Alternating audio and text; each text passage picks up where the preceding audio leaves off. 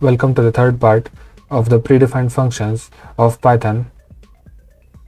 In this video, we will be seeing the set and dictionary functions. Hi, Pushparaj here.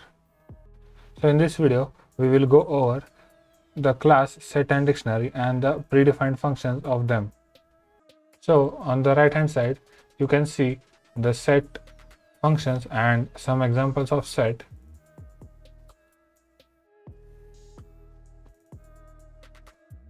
So let's start with creating a set.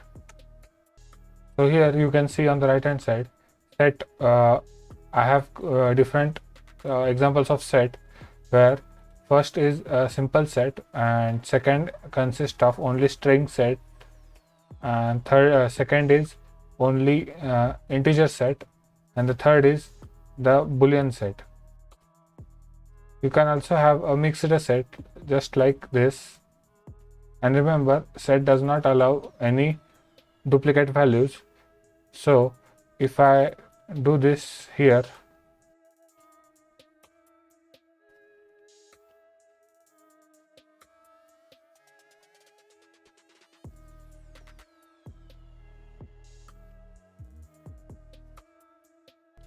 you can see the original value is already present in the set, so it does not allow to keep another duplicate value inside the set.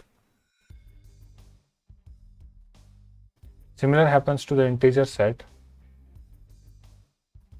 So I just demonstrated the add function here. So let's add a couple more fruits in it.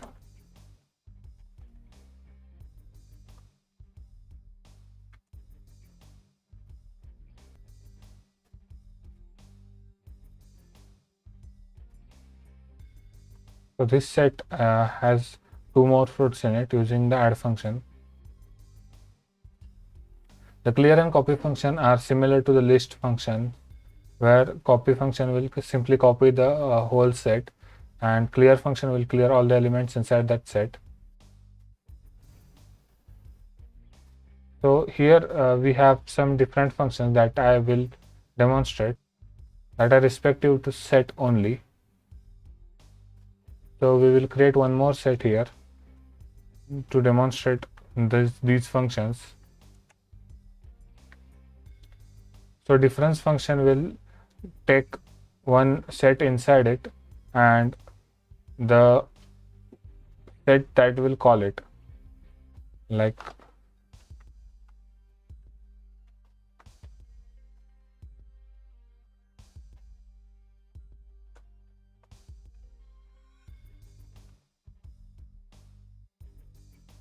so we have to assign this difference somewhere.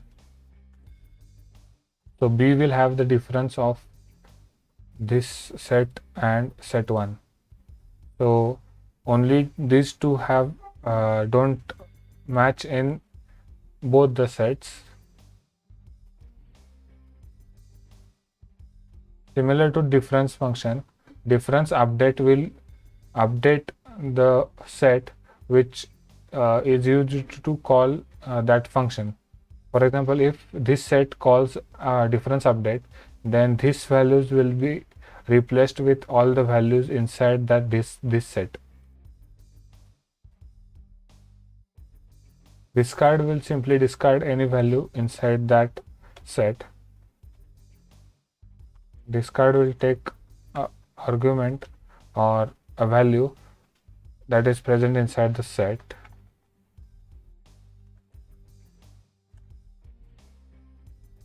Intersection function, if you know, like the set theory, intersection will simply give you the common elements in both the sets. So I will just do this again and call intersection here.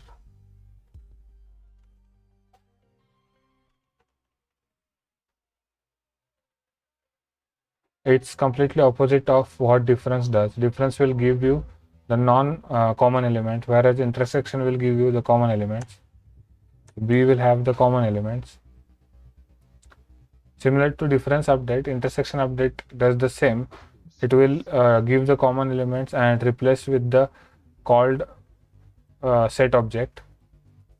So these are some other functions that I will link as in the description with their purpose.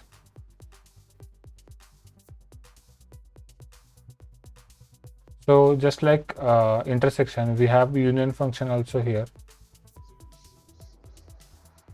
The union will do the same thing that union operator in set does. It will simply combine both the sets, and yes, it will not create duplicates of the values.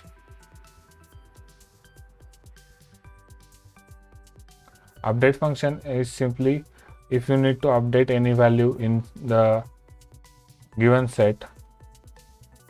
So let's try to use each subset. Set 1 dot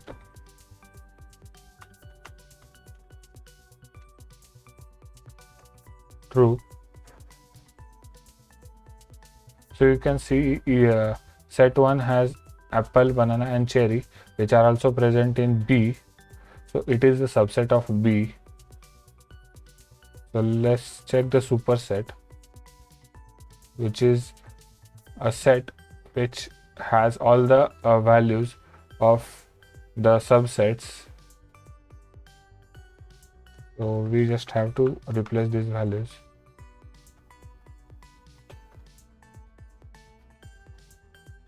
So B will be superset of set 1, as B has all the values that are present in set 1.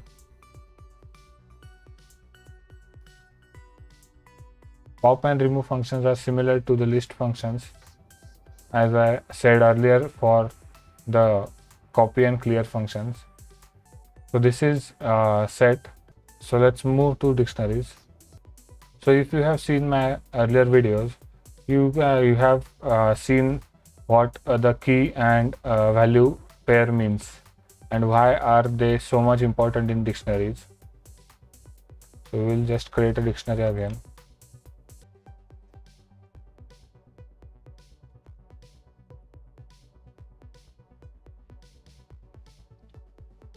So you can create nested dictionaries just like if else loop, or if you know inheritance, then you know how to like create class objects and create multiple inheritance or multiple classes that belong to a same base class. Similar things apply here. So we can simply create a multiple nested dictionary. So this will require to be a script. So we will simply go for new file and create a script for this.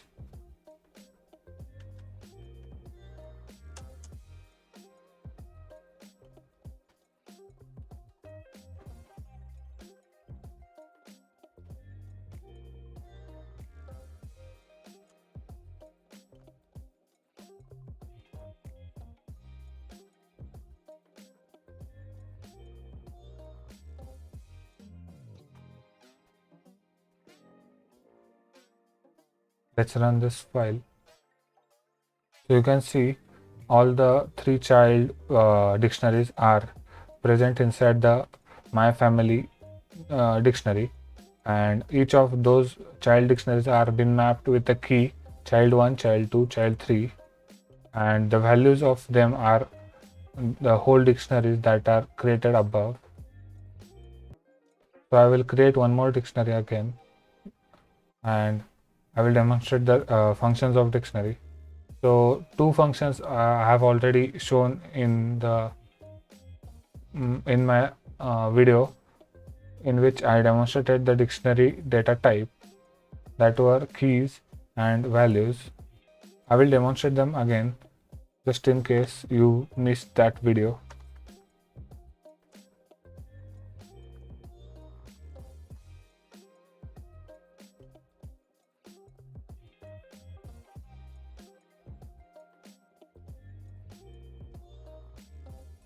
So dot keys will simply print all the keys that are present in the dictionary. so you will know what keys you want to use, whereas dot values will give you all the values that are present inside the dictionary.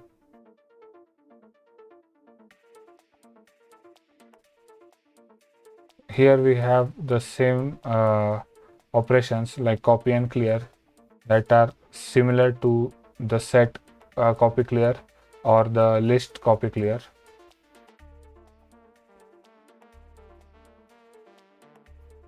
So we have a function called get where we can get a value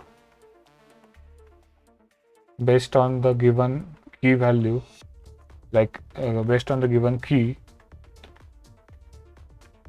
So here I will give key model. So this should return me the model, that is Mustang.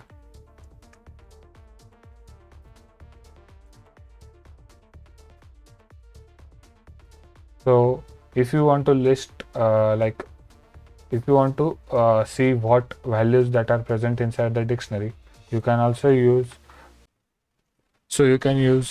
the dot items function that will list all the elements in the dictionary. With it will create a tuple of list. It will create a list with tuple values which are key and value pair. Each tuple will have only one pair in them. So pop is similar to the list function. So it will pop the last entered element in the dictionary. So dictionary.pop takes a value that is a key. So it will like remove the whole key and value pair from the dictionary. It will return the values that are present or that were mapped to that key. So set default. Next we will look at set default. Set default is basically a function which will let you set a default value for a key if you haven't decided what to enter or you don't have the data enough to enter into that key value. So here I don't have any data for this colors, so I will simply give.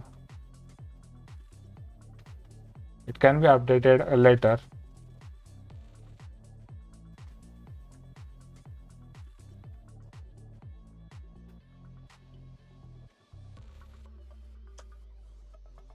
So this dict will have colors with RGB as mapped to the key colors. So that's all for dictionary functions. If I have missed any of these functions, I will link them in the description. You can check it out. So that's it in the part 3 of episode 3. This will be the end of the predefined functions and classes.